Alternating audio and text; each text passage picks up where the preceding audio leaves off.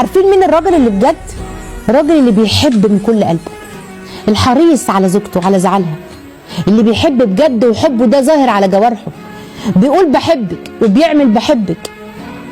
الراجل اللي بجد هو اللي بيحسسك بالامان طول ما هو موجود او مش موجود، لانك انت حاسه بوجوده حواليكي.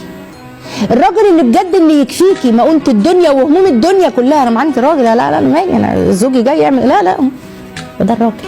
الراجل اللي بجد اللي بيحب ضحكتك ويحب يحافظ انك دايما بتضحكي، مش يبقى مبسوط قوي فش غليله، ايوه خليها تتنفس زي العفريته كده وتتنطط، لا، حريص دايما انه يشوفك فرحانه ومبسوطه، ده راجل.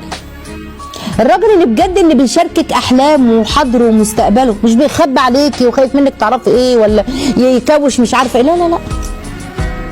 الراجل اللي بجد اللي بيذكرك دايما بالله ويذكرك بالله ويعينك على الطاعه عشان تبقوا مع بعض فوق في الجنه، يقول لك لا منها لله مش عايزه اشوف خلقتها والله كفايه عليا الدنيا.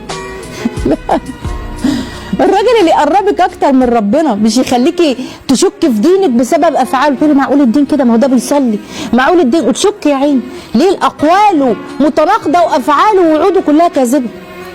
الراجل اللي بجد اللي بيقول لك مالك فيكي ايه، انا حاسس بيكي، طب الله يعين، طب اعمل لك ايه يريحك، ده راجل.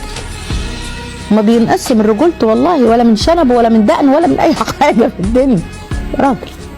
الراجل اللي بجد هو اللي بيشكر زوجته ويعرف قيمتها ويحمد الله عز وجل عن نعمه الزوجه ونعمه الاولاد، هو ده الراجل.